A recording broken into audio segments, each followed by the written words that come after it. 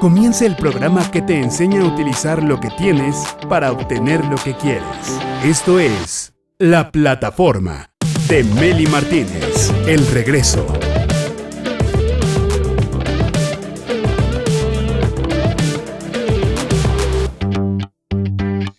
Directores de su vida, bienvenidos a La Plataforma. Hoy les quiero presentar, porque tenemos storytelling, hoy les quiero presentar a una mujer bien interesante. Mi invitada ha tenido una vida fascinante, pero llena de grandes retos, como muchos de nosotros. Mi invitada ha conocido el mundo viajando, porque trabajó durante 25 años como sobrecargo, aeromoza, en una de las aerolíneas más importantes de México. Estuvo ahí 25 años trabajando. Se casó con un piloto guapísimo de diseñador francés, seguramente. Y se casó con él al mes y medio de conocerlo, que al rato nos cuente cómo le fue. Le asignaron a hacerse cargo, fíjate, de un programa de asistencia a familias de víctimas de accidentes aéreos. Y eso le cambió la vida. Decidió prepararse y estudiar tanatología. Una ciencia que le hizo comprender algo muy duro que había sucedido en su propia familia cuando ella era tan solo una niña. Luego atravesó por una gran pérdida laboral y financiera y eso la llevó a convertirse también en psicóloga. Hoy trabaja para una empresa que se dedica a asistir a las familias de víctimas en accidentes aéreos y desastres naturales o provocados. A nivel internacional, ha estado en 8 accidentes del mundo apoyando y dando asistencia en el manejo de las crisis a los familiares de las víctimas, imparte cursos presenciales y en línea, y recientemente enfrentó la pérdida de su propia mamá, de su propia madre, quien fue víctima de complicaciones por la vacuna del COVID. Mi invitada tiene su consultorio en el que da consulta privada, presencial y online como psicóloga y tanatóloga. Da terapias, organiza eventos luctuosos y memoriales para familias. Me encantaría que la conozcas, que nos cuente y nos comparta muchos más detalles de su vida, porque estoy segura que nos vamos a inspirar. Irma Alcázar, bienvenida a La Plataforma, querida. Gracias, Meli. Buen día. Gracias por la presentación. Efectivamente, mi mundo de aviación me dio todas las herramientas también al mismo tiempo para tanto conocer el mundo como conocer a las personas. Ok, ¿cómo te sientes el día de hoy de estar aquí en la plataforma? Súper contenta porque te he aprendido a conocer en estos días que nos hemos estado mensajeando y me parece que contagias tu alegría. Y parte de mi trabajo es eso, las emociones, el aprender a ver a las personas. La gente que piensa que por ser psicóloga vas a analizar a todo mundo y no te da tiempo a veces, ¿no? Pero sí, conocerte ha sido muy lindo y pues bueno, estoy contenta de estar aquí y que me hayas invitado. Es recíproco, mi querida Irma. Ya ves que cuando te invité, te pregunté tus datos natales. Es una mala costumbre que tengo con todo el mundo la primera vez que vienen al programa. Entonces, no sé si me permitas decir tu fecha de nacimiento. Sin problema, por favor. Perfecto. Naciste en la Ciudad de México el 2 de junio de 1963 a las 6 de la tarde. ¿Me permites obsequiarte la interpretación de tu astronumerología para conocer tus arquetipos? Claro. Y también para entender parte de tu historia.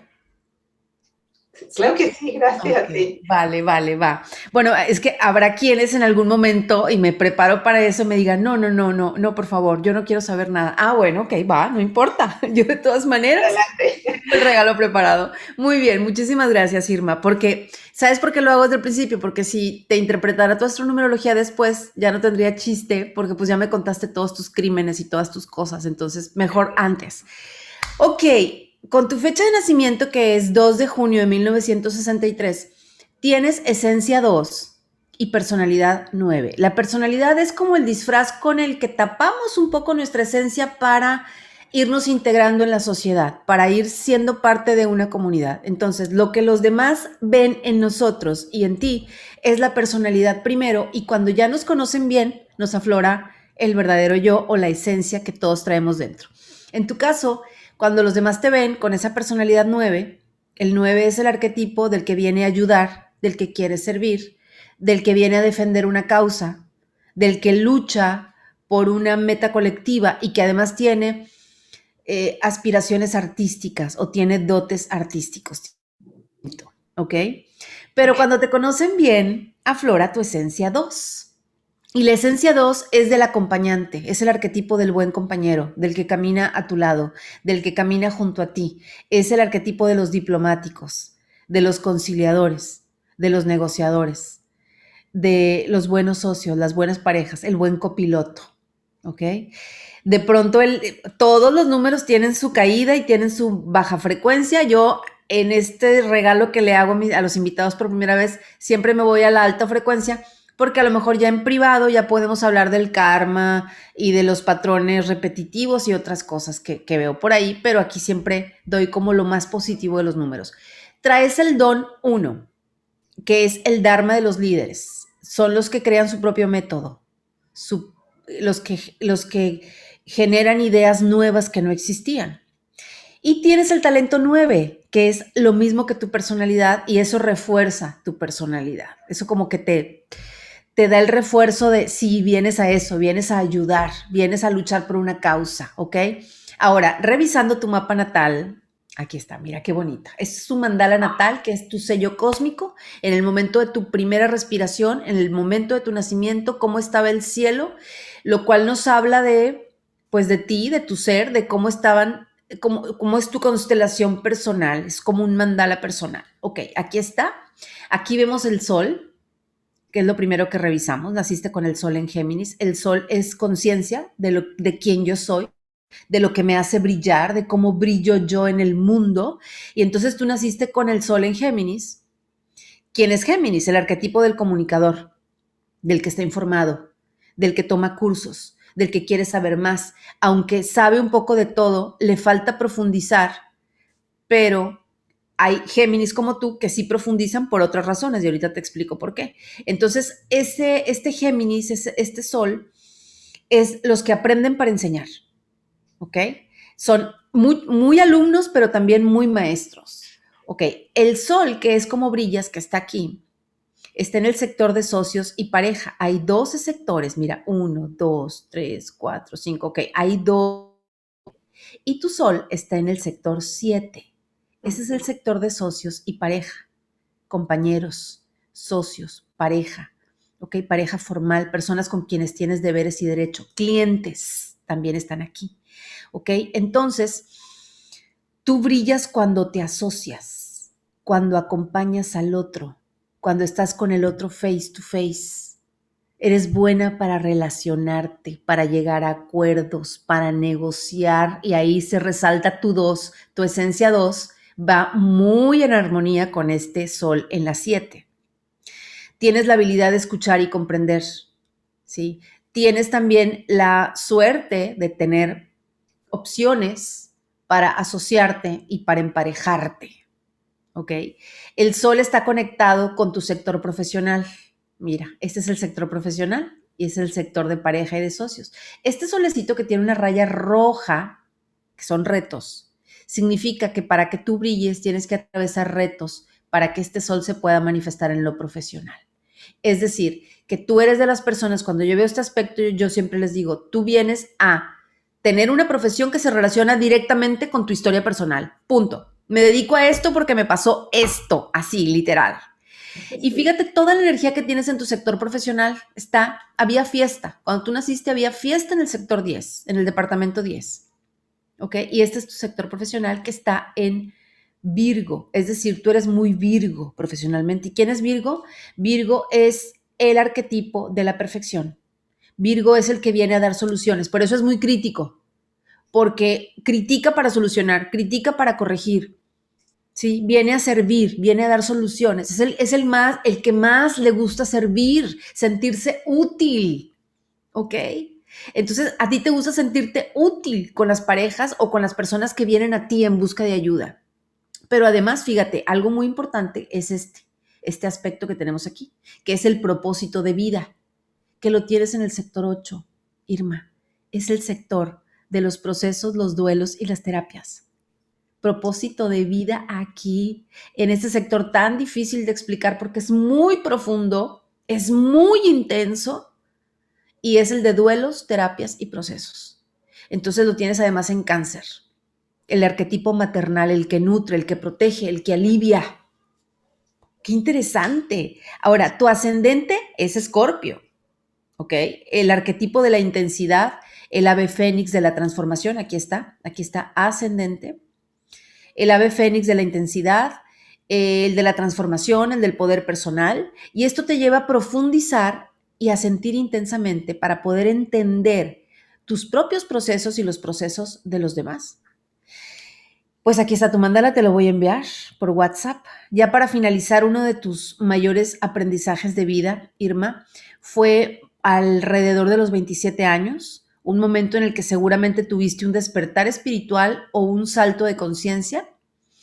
Y ahí está la interpretación express, porque yo me tardo como 5 horas para interpretar todo, de tanto numéricamente como astralmente. Espero que te haya gustado tu regalo. Está increíble.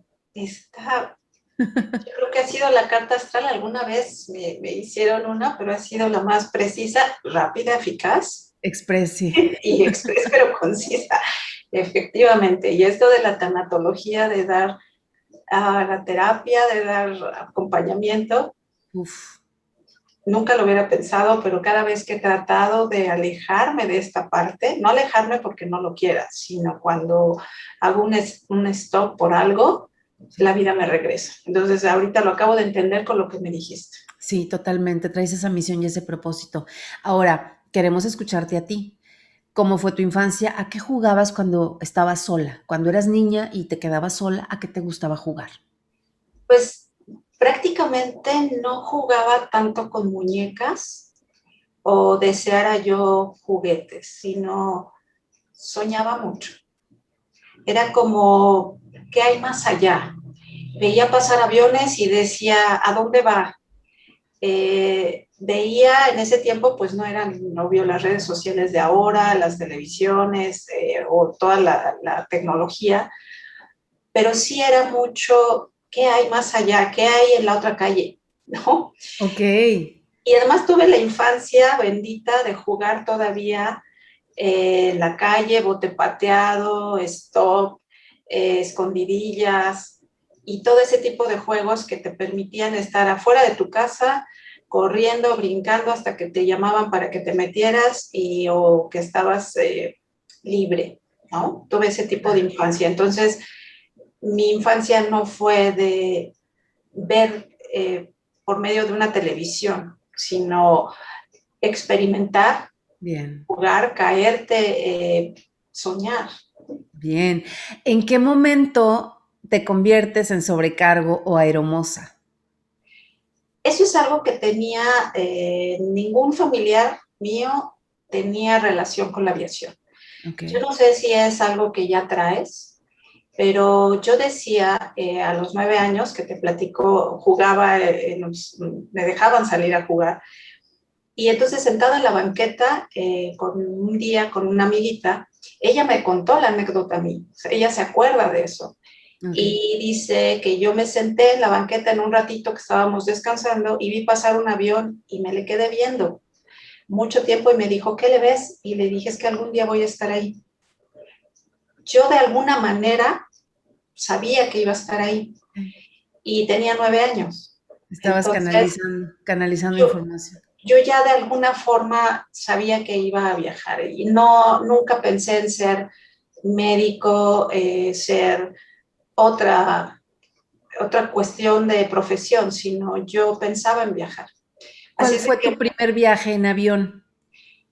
pues mi primer viaje fue en un vuelo porque por fin logré entrar a esta aerolínea. Pero antes de entrar a trabajar, ¿viajaste como pasajero normal? Nunca, nunca me ¡Wow! había subido un avión, yo me ¡Wow! preparé, yo hice secundaria preparatoria, pero yo estudiaba y trabajaba. Yo empecé a trabajar desde muy chica, desde los 16 años. Yo me firmé una carta que mi mamá me autorizaba a trabajar porque las necesidades en casa sí eran, porque vengo de un matriarcado, 6 mujeres hijas, mi madre viuda, Y entonces había que trabajar. Yo veía que mis hermanas mayores trabajaban, estudiaban, cuidaban sus hijos y yo pues era la más chica. Entonces yo quería también de alguna forma, no tienes la conciencia de contribuir, pero sí de tener.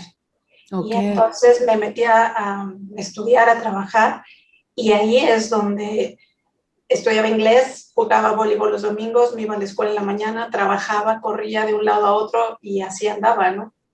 No tenía la conciencia de contribuir, pero tampoco de pedir, Sí, eso me queda ¿verdad? claro. Nunca me enseñaron o no lo vi en la familia que solo levantaras la mano y te dieran todo. En realidad no lo teníamos que ganar y Bien. teníamos que trabajar. No, no, nunca me dijo mi mamá, tienes que trabajar, o mis hermanas, pero yo veía el esfuerzo que hacían y veía las carencias también. Y entonces tú deseas tener no lo que otros tienen, sino el libro de la escuela y que no te compran porque no hay dinero, o que tienes que irte y los pasajes y tienes que estar como ahorrando toda la semana que mi madre hacía eso. Y yo la veía trabajar, trabajar, trabajar todo el día hasta llegar a las 7 de la noche cansada a cocinar y a hacer todo para nosotras, y nosotras teníamos que pues lavar nuestro uniforme de todos los días, porque era el único que teníamos y el único par de calcetas que teníamos. Entonces yo no lo veo triste, yo lo veo como vivencias de vida que te forman en base al no tener y aprovechar, más que quejarte. Yo no escuchaba quejidos o quejas en casa, yo no escuchaba que mi mamá dijera maldiciones contra alguien. De hecho, mamá nunca le escuché decir groserías, hasta que ya enfermó y empezó a tener una deshidratación y el cerebro, bla, bla. Pero yo no escuchaba eso en casa, así es de que la cuestión es aplícate, ¿no? Más que quejarte, aplícate.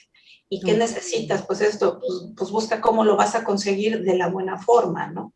Entonces, nunca antes viajé por avión, y cuando estaba ya en la superior de turismo, ya había hecho la preparatoria, ya tenía el inglés, ya todo, yo había aplicado para eh, pues esta línea aérea, bueno, al sindicato, y es donde me llaman, estando yo en el segundo semestre o tercer semestre de la carrera de turismo, y no lo pensé.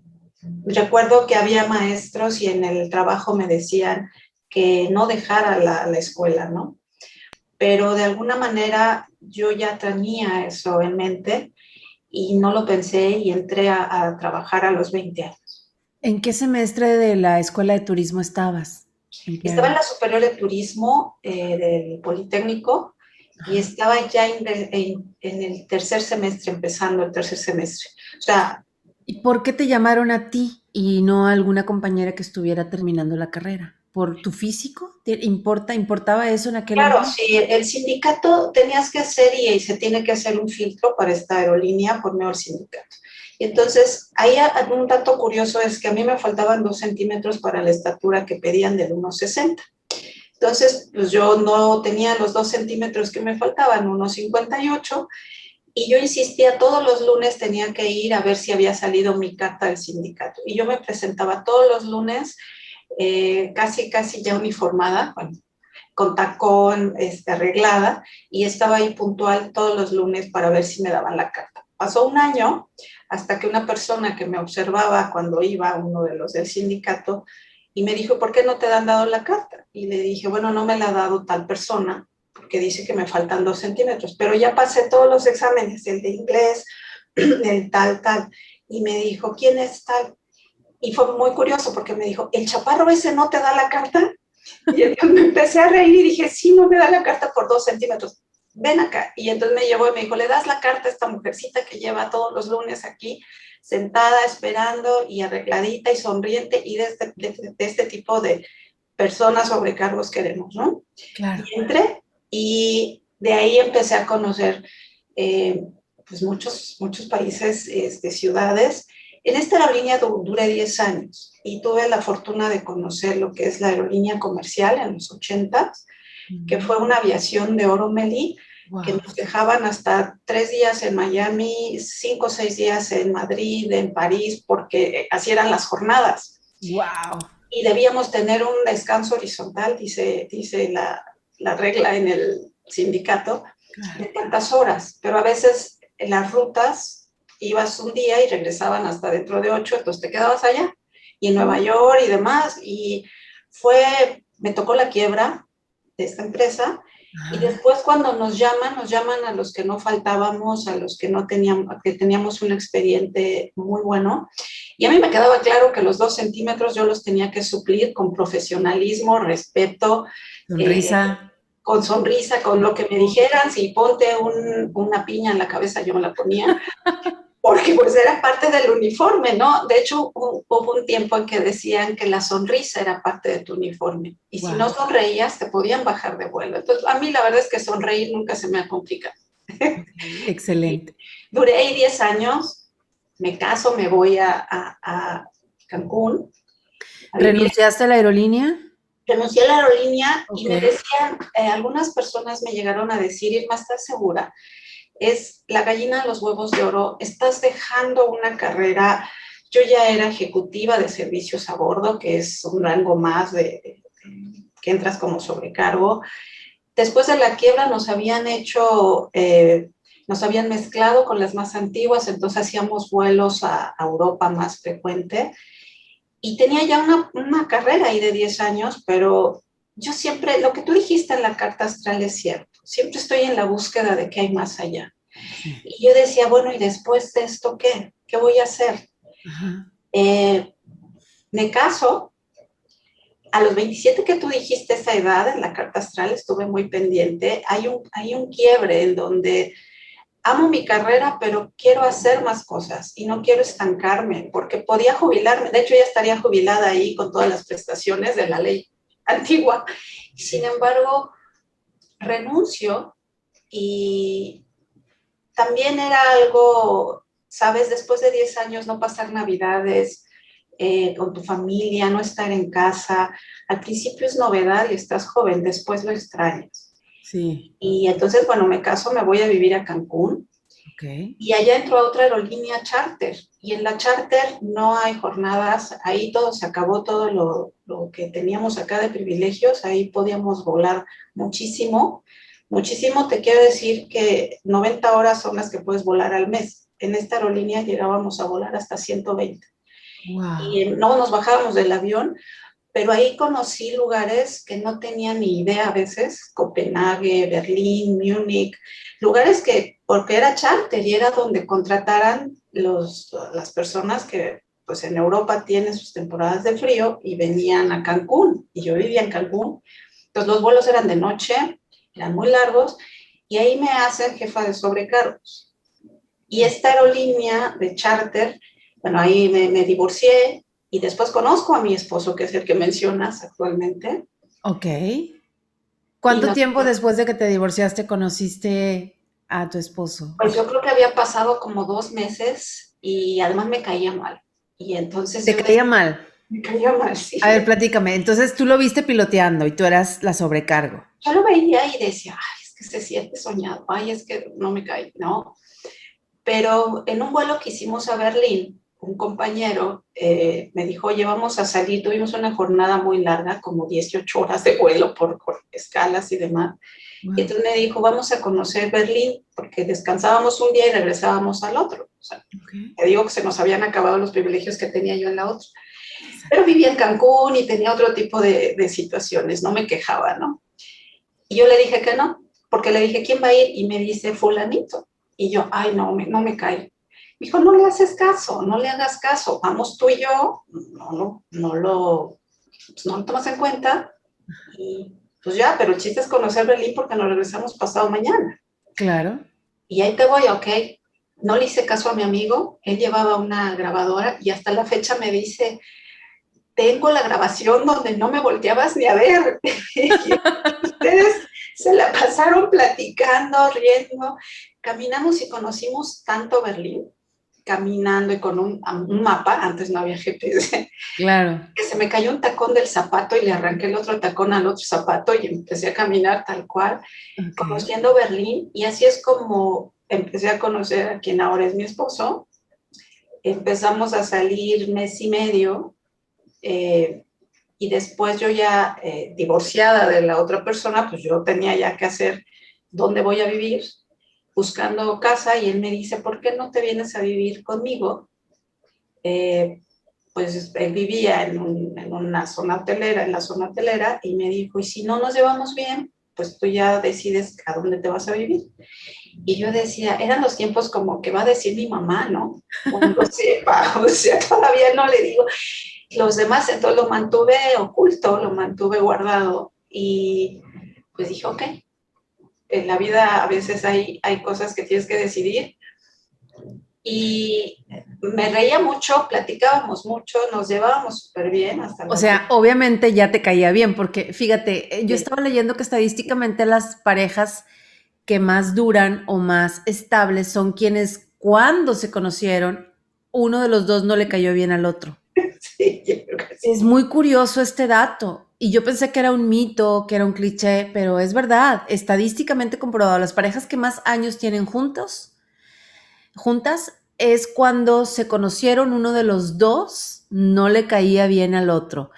Y cuando se empezaron a tratar, la percepción cambió totalmente. Entonces, obvio, ya, para ese entonces, para ese momento que te invita a vivir a su casa, pues ya tenían una relación, ya había cambiado tu percepción de él, ¿no?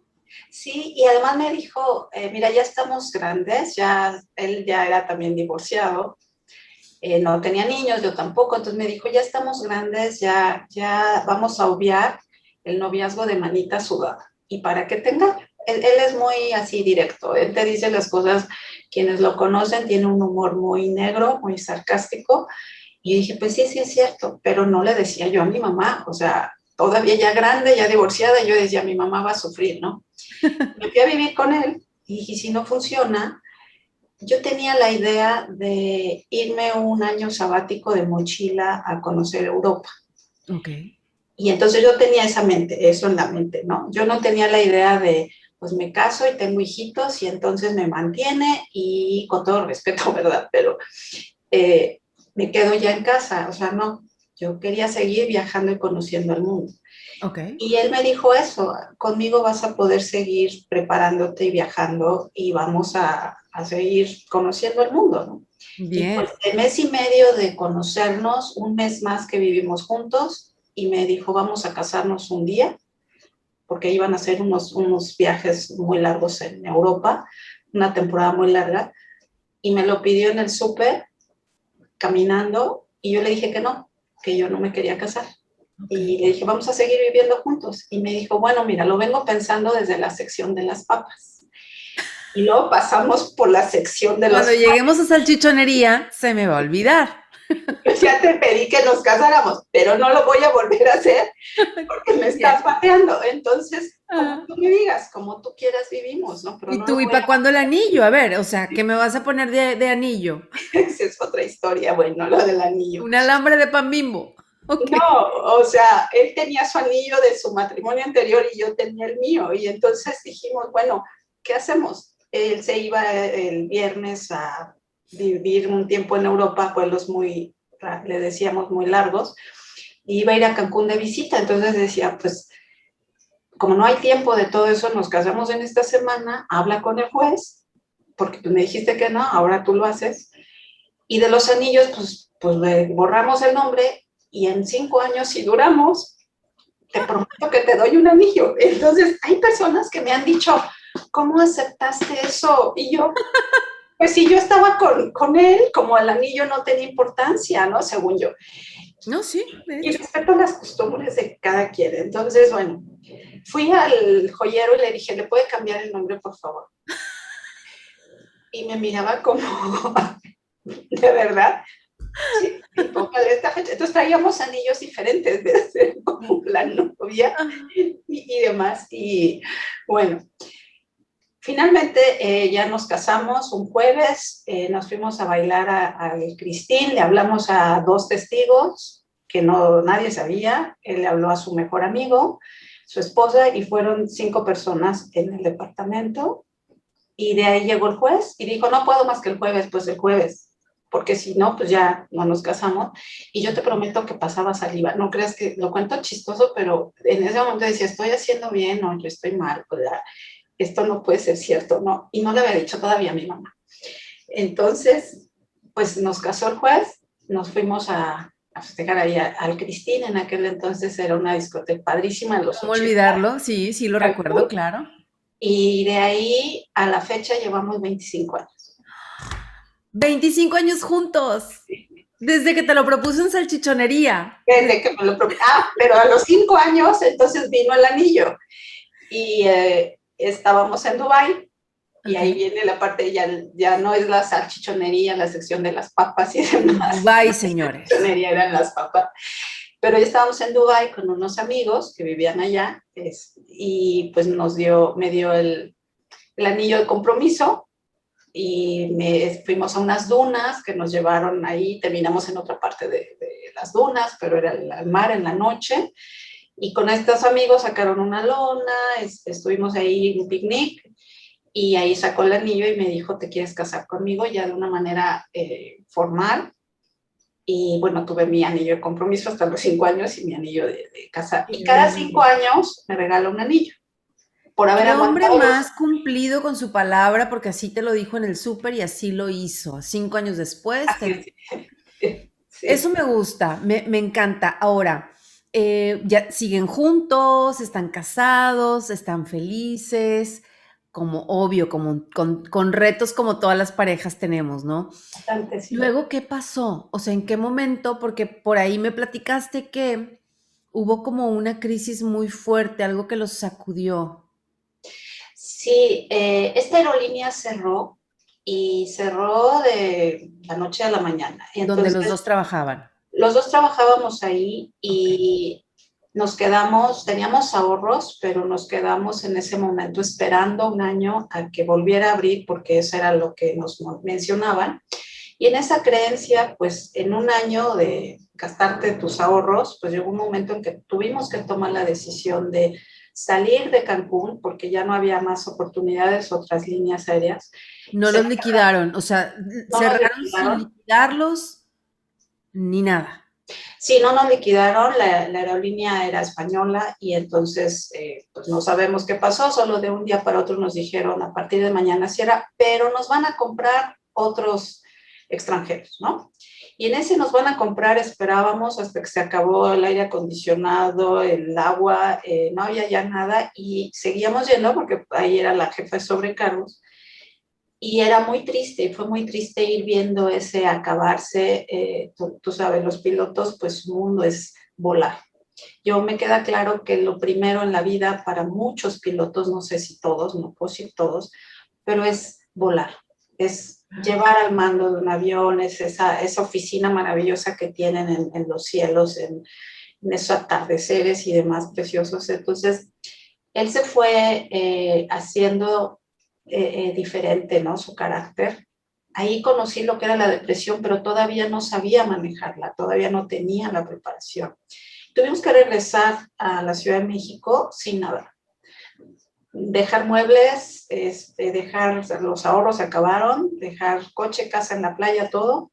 Y entonces llegamos a casa de sus papás y sus papás, los suegros más maravillosos que me pudieran haber tocado, porque aparte ellos casi duraron 50 años juntos, y yo los veía ver la tele tomados de la mano, yo los veía ir a misa los domingos al súper, y el señor le daba la mano y la trataba precioso a su mamá, y estábamos en su casa en la recámara de adolescente. Así es de que esa fue una de las primeras crisis que tuvimos como pareja en donde casi nos cuesta separarnos porque no sabes cómo lidiar con las depresiones del otro, ¿no?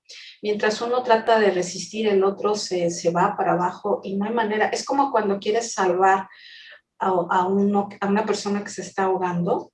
Por muy buen nadador que seas, la persona te puede jalar y hundir en esa depresión, ¿no? Y él buscaba oportunidades de trabajo en otros lados y por alguna u otra razón no se daba, ¿no? Y ahí entro yo a una tercera aerolínea, ya en México, viviendo con mis suegros, en la recámara de adolescentes, cargando con la depresión de él, y yo entro primero a trabajar a otra aerolínea, que pues, era de bajo costo en México, que también ya cerró. Ok, Y ahí entro y a los 6 meses él entra a esa aerolínea, ok. volvemos a estar los dos en el mismo trabajo. Ok. Y ahí vuelvo a entrar ya como jefa de sobrecargos y Ajá. son la trayectoria de 25 años en donde me encargan después el programa de asistencia a familiares de víctimas en caso de accidente aéreo. O sea que sí, obviamente sabemos que han habido accidentes aéreos, sí. ¿Te tocó alguno?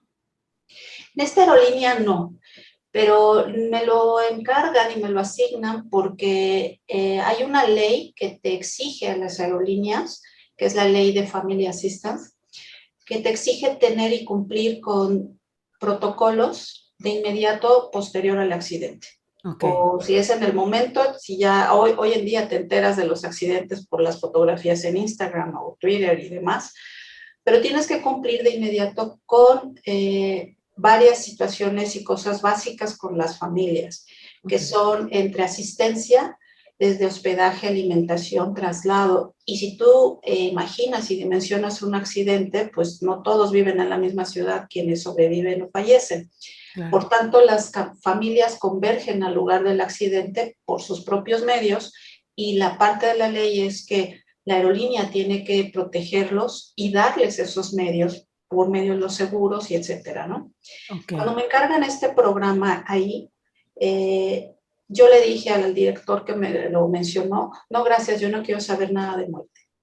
Y me dijo, Irma, tú tienes experiencia, tú has hecho experiencia en muerte, ¿no? Y sí, pero has hecho manuales, te gusta prepararte, siempre estás proactiva buscando programas, lo que decías, verdaderamente me sorprendió todo lo que me dijiste en esto del inicio, siempre estoy buscando como el más que más hay, ¿no? sí. Y yo te he visto, entonces tú eres la persona que puede llevar este programa. Y si se cae un avión, ¿qué voy a hacer?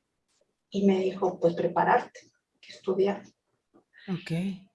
Y entonces, bueno, le dije, yo creo que lo voy a pensar y me dijo, bueno, no te tardes mucho porque el primer curso de certificación es en Washington. Y yo, nuevamente mis antenitas, así como viajar, conocer, prepararte, todo va intrínseco, ¿no? No nada más Sí. es viajar por viajar, sino Ajá. conocer. Ajá. Y me dice, es en Washington, en la Universidad de Washington, de tal lugar. La Y ahí, carrera de tanatología. no, el curso de asistencia a familiares que lo Ok, imparten ahí, en ok. Estados Unidos. Ajá. Y ahí te tienes que certificar para poder traernos acá la certificación Ok, para la auditoría y luego hacer los manuales y así y así. ok. Y entonces fue cuando después yo sentía que me quedaba corta porque me imaginaba que si pasaba algo, ¿qué iba a hacer? ¿Cómo iba a decirle a las personas, échale ganas? Pues no, porque es una de las cosas que recomiendo que no hagamos. Exacto, Abrazarlos, no todas las culturas puedes hacer. exacto. Y yo me empezaba a conocer y más me preocupaba. Y entonces es cuando entro a tanatología en un diplomado, que ahí te desprendes de todo el fashion, todo, ahí tienes que ir al curso y posteriormente hice un servicio social en un hospital de gobierno, Ujú. que iba por 2 meses y me quedé año y medio. Y entonces no podíamos ir con perfume, con uñas largas, con aretes, teníamos que ir totalmente desmaquilladas. Y al grupo que estuvimos, que eran una psiquiatra, psicóloga y dermatóloga, pues íbamos 2 meses y te digo, nos quedamos año y medio en unas condiciones con enfermos terminales, trabajando con enfermos terminales de VIH, cáncer, que me conflictuaba mucho, salía con una confrontación personal y a la vida y a Dios y a todo, preguntándome por qué fallecía una persona de 25 años con hijos pequeños por cáncer en la matriz y por qué, me cuestionaba muchas cosas, por qué otras personas no. Y empiezas a meterte en lo que es la tanatología, ya no nada más de libro, ya no nada más de salón, sino de lleno en la muerte, ¿no? A A vivirlo de vivirlo cerca. y a desprenderte del yo, y a dejar de ser tú, y a dejar de pensar que hay más allá, sino más bien en el aquí y ahora y en el ayudarlos en esa transición. Y te prometo que a veces me sentía impotente porque empiezas a pensar que hay cosas y hay situaciones que no deben suceder en la vida, pero bueno, no soy Dios, ¿no? Sin embargo, cuestionas mucho. Yo salía de ahí en las noches del hospital y y te digo, íbamos por servicio social, sin paga, sin nada, y me cruzaba una cafetería que estaba enfrente del hospital de gobierno, y la mesera me veía llegar y me ponía mi té con un tarro de miel, mi limón, y entonces yo le ponía muchísima miel para poder tener glucosa y llegar a casa, porque mi esposo me decía, no me cuentes, y decía, no te puedo contar. Y entonces empiezas a cargar todas esas muertes, hice bien, hice mal, ¿qué más necesito? No le dije lo correcto, debo decirle esto, no debo decir nada. Y así en esas confrontaciones, pues es como después me hago psicóloga. Te hiciste psicóloga también.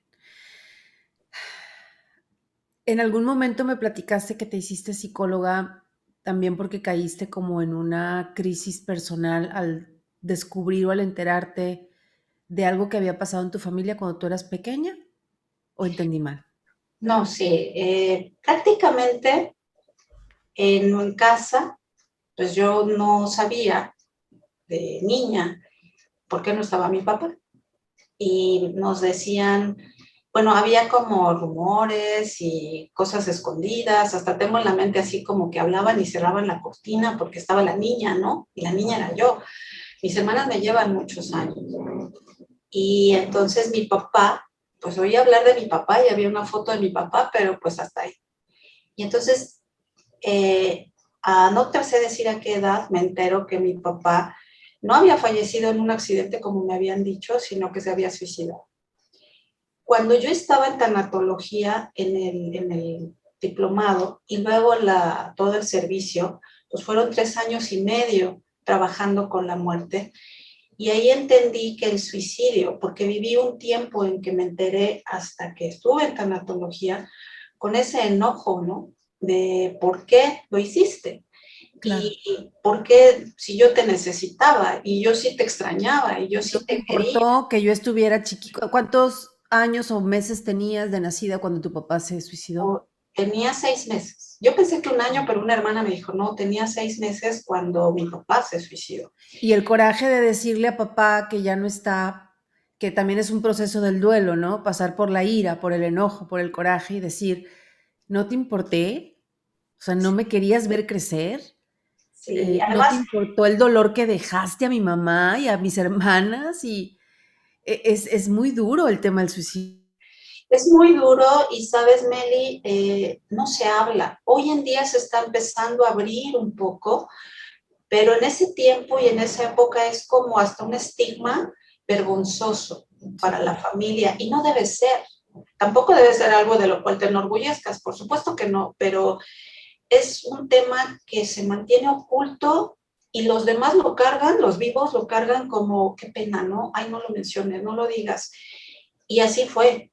En mi caso, mi mamá no lo mencionaba, mis hermanas como disfrazado, pero yo sí creo que en ese enojo que tú bien mencionas, en esas fases del duelo que no conocía entonces, y son varias y diferentes, en la del enojo yo estaba instalada en la ira y era muy explosiva.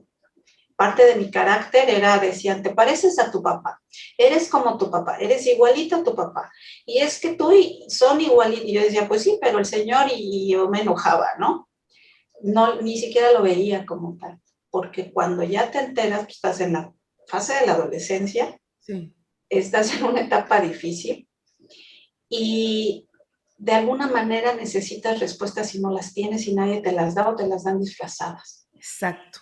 Entonces ya en tanatología, pues yo fui por un tema de trabajo.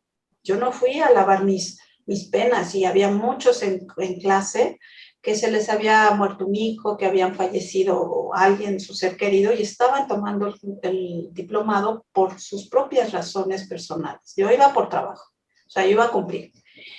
Pero el día que nos graduamos en un ejercicio que nos hizo el doctor Reyes Subiría, que él estudió fue alumno de Elizabeth Kubler-Ross, y él trajo la tanatología a México, en un ejercicio que hizo al final, en ese ejercicio rompí los diques, empecé a llorar, y entonces entendí que mi papá tenía una depresión tremenda, que nadie lo ayudó, que no pidió ayuda, que pudo haber sido bipolar, que el alcoholismo lo llevó a eso, que la pobreza en la cual con los hijos, etcétera, vivíamos, 1000 razones puedo decir para que haya tomado esa decisión, más no lo disculpaba por esto, sino comprendí por qué estaba yo ahí trabajando algo que quizá mantenía oculto y que algo que dice Freud, una frase freudiana que es: nada es casualidad sino causalidad.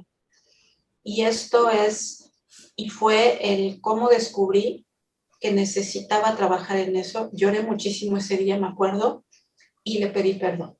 Perdón por haberlo juzgado, perdón por haber cuestionado su decisión y que no me tocaba a mí en ese momento y ahorita ni nunca cuestionar por qué lo hizo, sino que descanse en paz, que sus males se hayan, él decidió de esa forma, y que de alguna otra manera el que hayamos estado solas las hijas nos hicimos muy fuertes. Las crisis te preparan, las crisis te cambian, las crisis te fortalecen. Sí. Y aunque en el momento no lo entendemos, después vienen las respuestas a tu persona, no al por qué lo hizo, ¿no? Y eso a mí no me corresponde ya investigarlo, ni mucho menos. Y cuando me meto a estudiar psicología, mi trabajo de investigación para titulación fue el suicidio, que fue suicidio por imitación o contagio. Un tema que hoy en día también en México hay mucho más suicidios de los que salen en las estadísticas, de los que conocemos, porque no los registran como tal, porque las familias prefieren también ocultarlo por los trámites también judiciales que conllevan en casa o de investigación. Y a veces, pues hay toda una teoría, ¿no? De que me decían, ¿cómo por contagio? Pues hay cosas que son como en Estados Unidos lo del copycat, ¿no? El que copia a asesinos seriales y demás. A veces el suicidio en las familias afecta de tal manera que un familiar trae esa depresión y no lo habla, y entonces se puede tomar como una copia de lo que hizo mi familiar anteriormente, que es una solución, y lo puede copiar y hacer. Por eso hay constelaciones familiares es una herida familiar en el sistema familiar que no ha sido sanada de muchas generaciones atrás. Y cuando sucede lo que tú hiciste de honrar a tu padre sin cuestionar sus decisiones, sino más bien agradeciendo que te dio la vida y sabiendo que cumplió con la misión de traer a la vida a ti y a tus hermanas, de colaborar con tu mamá para que ustedes llegaran a este mundo, y que ese fue su trabajo principal, y que la manera en la que se fue no tenemos por qué cuestionarla, sino que tú eres parte de él, tienes una parte de él en tu ADN, y desde ese momento lo honras, le agradeces, lo liberas, pides luz para él donde quiera que se encuentre, en otro plano, en otra dimensión, si es que no ha encarnado en otro cuerpo ya. Y es lo que se le llama en constelaciones familiares sanar la historia de nuestros antepasados para que sane la nuestra y para que sanen las posteriores. El problema cuando se repiten las historias, porque tenemos una consteladora en la plataforma y he aprendido un montón, el problema cuando, por ejemplo, si una de tus sobrinos, hijos de tus hermanas, Dios no lo quiera, toma la misma decisión, ya no sería tanto el caso. Te voy a decir por qué. Porque a partir de ti, tú ya estás sanando la decisión de tu padre, tú ya estás sanando la muerte de tu padre, y entonces a partir de ti, tus siguientes generaciones ya no van a repetir la misma herida. Pero cuando hay personas que no sanan, que no hacen catarsis, que no trabajan su duelo, que no trabajan su dolor, que lo dejan ahí suspendido, guardado, callado, en secreto, los secretos familiares, es cuando se repiten las historias, hasta que alguien se hace tanatóloga, hasta que alguien en el árbol familiar decide ser psicólogo, ¿sí? Y es cuando empieza a sanar el sistema familiar. Es súper interesante. Sí, sí, es muy interesante porque prácticamente ser tanatóloga es una responsabilidad, y como todas las profesiones, ¿no? Pero ser el cuidador de las emociones de una persona es una situación que a veces no necesitan contarte, solo percibir lo que la otra persona en ese momento está atravesando y a veces no hay palabras. Yo respeto mucho a quienes te ponen mensajes cuando alguien fallece, aquí estoy para lo que me necesites, de verdad, de verdad. Mejor es decir, oye, ¿qué necesitas? Dime cómo te puedo ayudar. Que en este momento tengo una amiga que es tanatóloga, estudiamos juntas y ella falleció su hijo y uno de los dolores más fuertes que puede vivir un duelo muy fuerte es el perder un hijo. Yo no tengo hijos, pero bien que la mirada de las mujeres que pierden un hijo nunca vuelve a ser la misma. Ellas pueden volver a sonreír, pero no son las mismas. Ay, qué dolor. Y esta amiga muere su hijo y estando en el féretro, en el velorio, le pregunto, porque pues ya habíamos estudiado, ya nos habían dicho cómo preguntar, y le dije, ¿qué necesitas en este momento? Y me dijo, no he pagado el teléfono de casa, me están llamando, está cortado, y te pido por favor si me lo puedes ir a pagar. Y en ese momento salí, acudí a una tienda X a pagarlo, para que ella pudiera tener, y guardé el recibo, y me dijo incluso, me guardas el recibo y yo te pago después. Y no se vale tampoco que en el duelo, si la persona no te lo ha pedido, no regales porque también puede ser humillante o ofendes. Y ella me dijo, guárdame el recibo. Ok, yo te lo guardo. Y después, cuando ya se acordó, cuando pasaron los meses, me dijo, ¿dónde está el recibo? Ahí está, y me pagó.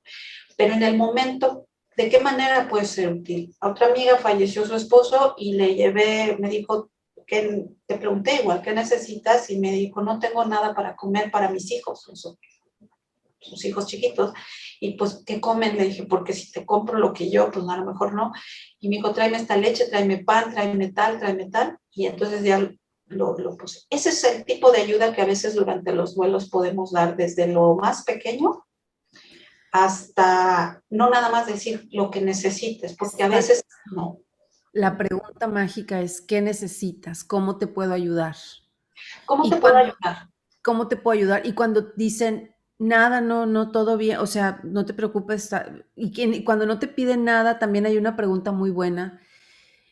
Ya nos explicarás tú en otros momentos que hagamos temas, pero sé que hay una pregunta muy buena que es, ¿cómo puedo orar por ti?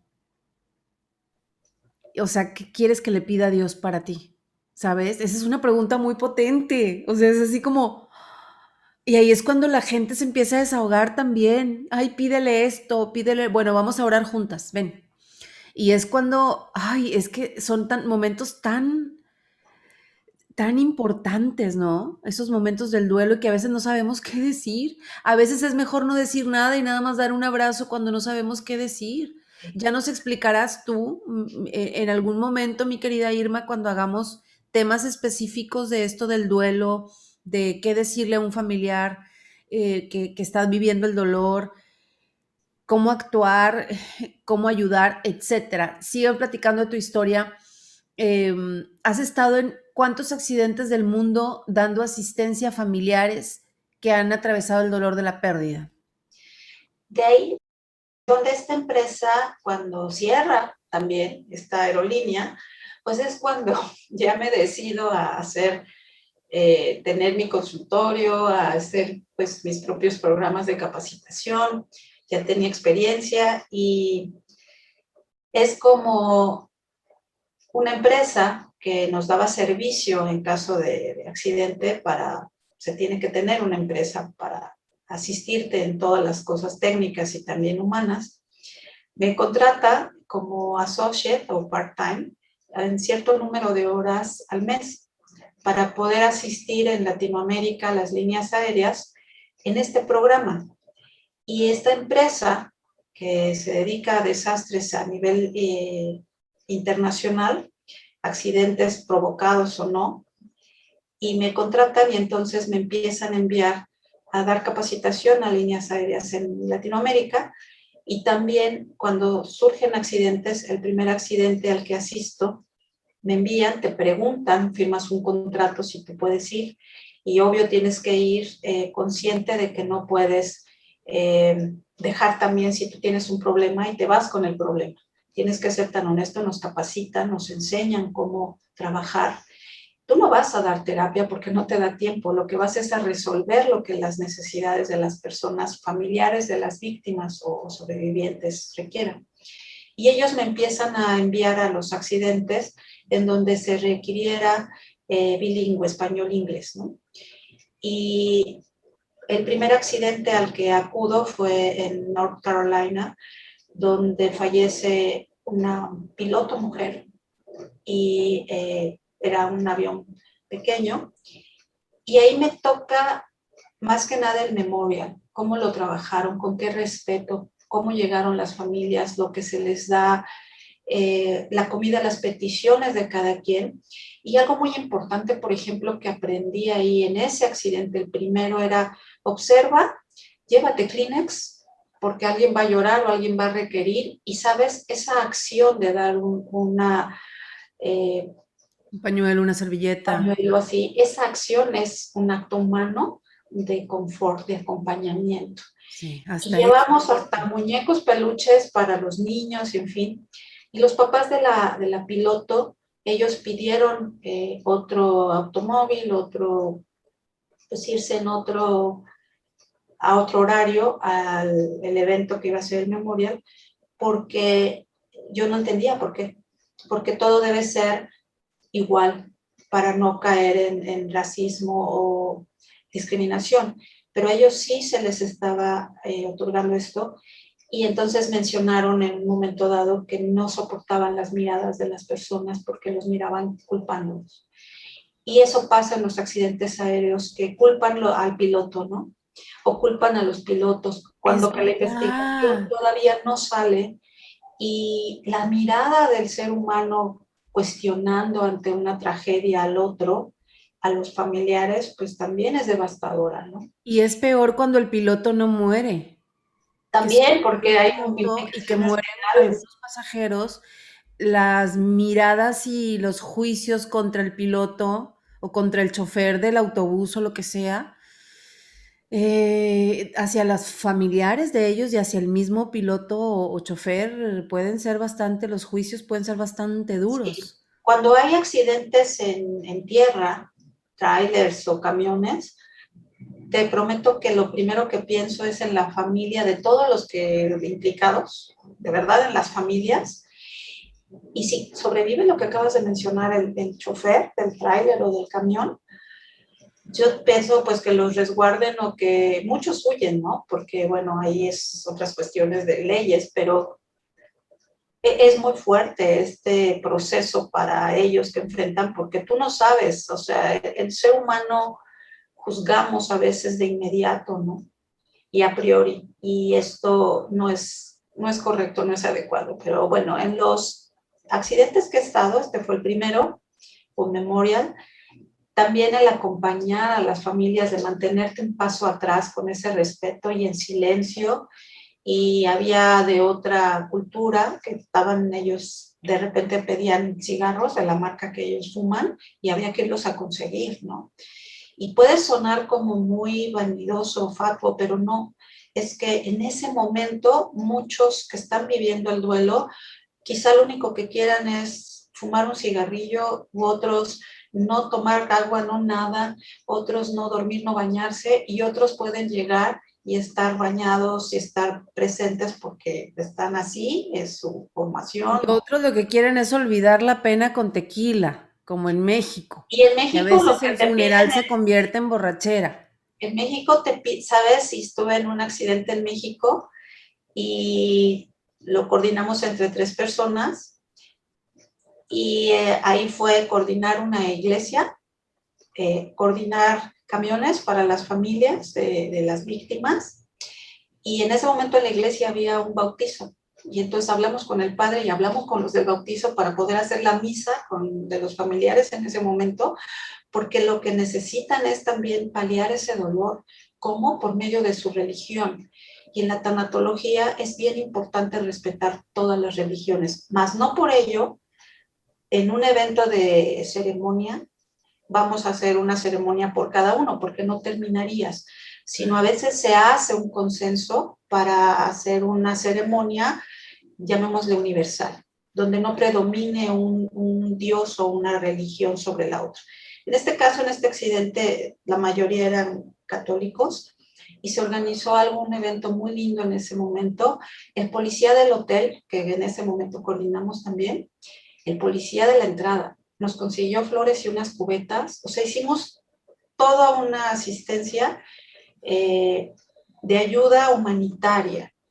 Y la empresa a la que les trabajo pues tiene todo lo que es la tecnología, tiene Crisis Communication, tiene Family Assistance Call Center, tiene varios, repatriación, que esto es para que se dé todo integral. Desde yo quiero que el cuerpo de mi ser querido sea trasladado a tal lugar porque allá nació y todo eso se tiene que otorgar. Aquí entran después los seguros y las cuestiones legales, ¿no? Oye, Irma, ¿y a ti te respetaron la muerte de tu madre como debe ser? ¿Pudiste despedirte de ella como Dios manda? Porque es parte del ser humano, la cultura de poder despedir a sus muertos, el derecho que tenemos de despedir a nuestros muertos con las creencias que tengamos cada uno. ¿Pudiste hacer eso? Sí, yo tengo una palabra para esta situación con mi mamá, que es dignidad.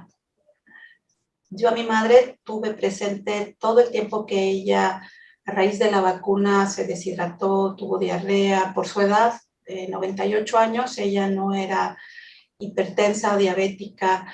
Traía un bastón que luego lo olvidaba en la sala, en la cocina, porque ella caminaba bien y siempre de repente la veías haciendo sus ejercicios todavía lúcida, con muy bajo nivel o rango de senilidad. Se acordaba de lo que había comido hoy, pero de lo que había comido hace 30 años y no lo que había comido ayer. Pero nos decía los nombres, tú eres tal, ¿no? Por la edad no veía bien y no escuchaba bien. Tenía sus aparatos auditivos, pero no quería. Y a su edad, pues decidimos las hijas que ella decidiera cómo vivir y le encantaba estar en su casa, en sus plantas, etc. Cuando le toca la vacuna, pues le da diarrea, se descompensa, una diarrea severa, y entre que si es COVID o no es COVID, pues vienen los sueros y viene todo el oxígeno y una doctora se deshidrata y entonces sí empieza a tener estados mentales muy difíciles. Como niña entró a la fase de sensitiva, de sóbame, ráscame, y esto pues era ver a mi mamá de lo que no era, ¿ves? Ella era fuerte, era, pues mi mamá tiene una historia también increíble de crecer en un rancho trabajando, cargando leña, bañarse en agua fría, en el río, pues porque eran las condiciones, ¿no? No usaba el microondas, le regalamos uno y le puso una carpeta con una plantita de adorno porque decía que no sabía igual. Entonces ella era muy sana. Y cuando enferma, el proceso difícil de entender qué hacer. Si la metes en un hospital, pues no la íbamos a ver. Nuestros medios no era para tenerla en un hospital privado. Y si la metíamos en un hospital de gobierno, pues las reglas de sanidad no nos iban a permitir ver. Consensuando con mis hermanas, decidimos que la íbamos a atender en casa. Una vez que se confirmó que no era COVID, sino era una deshidratación severa, que ya con 4 unidades, luego 5 unidades de suero, sus venas, pues ya su piel de papel, y ella en estos estados que no escuchaba, pues la iban a meter en sondas para comer, para orinar, para todo. Y ahí es donde yo siempre tenía muy presente con mis pacientes y en el hospital de gobierno la dignidad. O sea, conservarles esa parte digna de morir. ¿A qué me refiero, Meli? Que mi mamá no quería hacerse en el pañal porque nunca usó pañal. Y entonces le poníamos una sabanita para que ella pudiera hacer sus necesidades a gusto. Y para tenerla limpia, ¿no? Ella siempre andaba que el aretito, que pintadita, y entonces le hacíamos su chonguito. Mi sobrina, que estuvo, mi hermana y su hija, hacía ejercicios con ella, que moviera los dedos en la mañana y los pies, y hacíamos relevos. Entonces yo hice un family assistance con ella. y empecé a hacer roles de turnos porque las tres estábamos cansadas las tres y mi mamá se cambiaron sus ciclos circadianos y ella dormía de día y estaba despierta de noche. Okay. Y de noche gritaba y de noche nos pedía que le sobáramos porque le dolía el cerebro, decía. Pero era parte de la deshidratación. Wow. Colegas psicólogos y una psiquiatra con la que comparto consultorio me dio, en la aviación decimos el doble. Cuando preparan un piloto a otro piloto, le dicen, le dan un doble. Okay. Entonces esta psiquiatra me dio el doble de cómo me fue preparando de tu mamá que le hagan estos estudios en casa. Llegó el del laboratorio y me dijo esto y esto y esto. Y mi mamá no tenía en ese momento la muestra que quería y me dije, ¿qué procede? Pues meter un tubo. Yo, no meta nada, en la tarde venga y seguro vamos a tener la muestra, ¿no? Y así este tipo de cosas hasta el momento en que ella murió. Yo digo que murió en su casa, en su cama, rodeada de cariño, cuidada. Ya no quería comer, pierden todas ganas de comer, de hidratarse. Y ella pidió ir al baño. Entonces ya no se levantaba, ya no tenía el suero, ya no tenía el oxígeno, pero ya estaba muy, muy débil. Y pidió ir al baño y le dijimos, pues no, mami, aquí. Y dijo, no, yo quiero ir al baño. Bueno, ok, le ayudaron a ir al baño, mi hermana y su hija. Pidió lavarse los dientes. Entonces, cuando yo le ayudaba a bañarse, ponía su cepillo y o en las mañanas y yo le ponía la pasta. Ella la mala hacía así y yo ponía la pasta.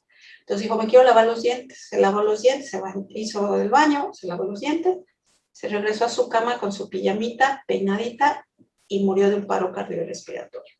Después de 4 o 5 semanas, casi 5 semanas de estar en esta situación de acabándose, no tuvo estertores, murió, cerró sus ojos y cuando llegó la carroza, hasta ahí fue la palabra dignidad aplicada. Llegó la carroza y le dije, ¿cómo la van a sacar? Y me dijo, en una bolsa, en una camilla, en una bolsa séptica y una camilla, así de crudo, ¿no?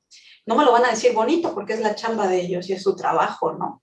Claro. No me lo van a adornar con flores. Y le dije, ok, abrí las puertas del garage, entran en reversa y mi mamá salió de la sala de su casa a la carroza. Ella salía siempre al patio en una virgen de cantera que tiene ahí de la Virgen Guadalupe y ahí se sentaba a coser, a bordar, a tomar el sol. Y de ahí de donde estaba la virgen, la carroza, y entró a la carroza, no salió a la calle. Serán detalles para algunas personas como muy tontos, pero para mí era conservar la dignidad de mi mamá desde su higiene, su cuidado, la luz, el atenuar la luz de su lámpara, el que hubiera calma. Y hubo también un momento en que lloramos juntas porque yo le pedía que me ayudara a comer y ya no quería. Y hubo otros momentos en donde la abracé y le dije, perdóname por lo que haya habido, que yo no me acordara, y me hizo así. Ay. Y ese proceso, quiero decirte que cuando mi mamá, la velamos 5 personas, mi hermana, su hija, su esposo, otra persona y yo, en una capillita pequeñita, y de ahí ella salió a incineración al otro día. Y hoy en día está con su hija, la mayor, mi hermana, que fue como mi madre, también es otra historia, y mi sobrina que falleció en octubre por complicaciones del hígado. Entonces yo traía los vuelos así. Y mi papá. Mi papá está enterrado en otro lado, pero ella quería estar en la iglesia donde fue toda su vida. Y ahí está el nicho. Y ahí la llevamos. Y ese proceso de ella, con esa dignidad en su cama, en su casa, con sus plantas, con su virgen, como era ella, ¿no? Decía siempre, nos decía de niña, somos pobres pero limpias. Hasta el último momento de su vida mi mamá dijo, yo soy limpia, ¿no? Y pues hoy la recuerdo y creo que si yo pudiera escribir en la pared a todo lo que da una palabra sería dignidad. Dignidad para el bien morir. Y creo que todos quisiéramos morir con esa dignidad y cuidados, ¿no? Ojalá que más familiares nuestros tengan esa pues un poquito de esa vocación para que cuando nos tengamos que ir alguien se encargue de que nos vayamos con dignidad. Desafortunadamente con esta situación no se respetó la dignidad de muchas personas que han muerto. Es un tema en el que no nos vamos a meter ahorita y cuántas personas se han quedado con la culpa y con el dolor de no poder haber despedido, no poderse haber despedido de su familiar. Eso ya lo platicaremos en algún tema, mi querida Irma, te admiro. Hermoso trabajo que tienes. Yo quiero invitar a todos nuestros amigos que nos están viendo en este momento que sigan tus redes sociales, que si tienen alguna pérdida, no nada más de algún familiar o de algún ser querido, sino pérdida del trabajo, pérdida de la empresa. Bueno, hay un montón de pérdidas, ya nos dirás tú en algún momento cuando platiquemos en otro tema, todas las pérdidas que nos duelen más a los seres humanos, incluso las pérdidas también de las mascotas, que también duelen un montón porque son seres que aman incondicionalmente y bueno, se siente terrible perder a una mascota. Todas las personas que estén atravesando por una pérdida o que quieran cerrar un duelo no resuelto, un duelo que se quedó inconcluso, un duelo que no supieron manejar, que eso también afecta un montón a la larga. Pues que te localicen. Aquí tengo tus redes sociales. Voy a decir en dónde te pueden localizar. En tu Facebook te encontramos como Enfoque Tanatológico. Instagram como Irma Alcázar, psicóloga tanatóloga. También tienes un correo electrónico, es i-alcázarg@gmail.com y tu WhatsApp 55 52 17 18 45 y localiza a Irma, quien da consulta tanto presencial como online y también cursos presenciales y online que tenga todo que ver con la tanatología y con la psicología, porque no solamente es tanatóloga, sino que además es psicóloga. Así que en todos tus procesos fuertes, difíciles y duros te puede acompañar porque tiene un montón de experiencia ya. Mi querida Irma, grandiosa tu historia, admirable. Agradezco mucho que hayas abierto tu corazón en la plataforma y que nos hayas inspirado con todo lo que has experimentado. Muchísimas gracias de verdad.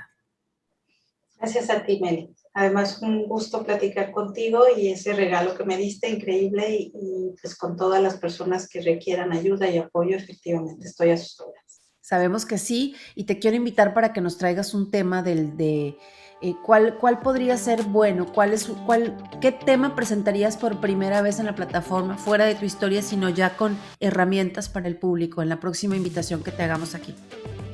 Pues yo creo que los duelos no concluidos, estos duelos que tú hablaste y mencionaste, que no pudieron despedirse, que no pudieron hablarlo, trabajarlo, que siguen con este dolor. Hay personas que acuden conmigo y que me dicen no lo volví a ver y se quedan con tantas cosas por decir. Hay que trabajar ese duelo y hay que hacer todos los procesos personales, rituales y ceremoniales que pudieras hacer, emocionales, para poder trabajarlo. Decimos la frase ya trillada, no te voy a decir cómo olvidar, sino cómo aprender a vivir con este dolor y a tener un propósito. ¿Sí? A veces nos preguntamos ¿por qué? ¿Por qué a mí? ¿Por qué yo? Debemos preguntarnos ¿para qué?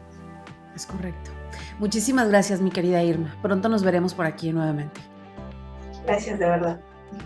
Gracias al team, la plataforma, Salvador, Braulio, Génesis, María Sabina, Revolución Panda y a ti por acompañarnos hasta este momento. Quiero cerrar con algo que te pido que te imagines. Imagina que la vida es como un libro que al leerlo no existe la opción de volver la página atrás. Es decir, una vez que estás en esa página no puedes regresar a la página anterior. ¿Con cuánta atención leerías ese libro? Bueno, pues eso es la vida. Así hay que vivirla. Soy Meli Martínez Cortés, la directora de mi vida. Chao.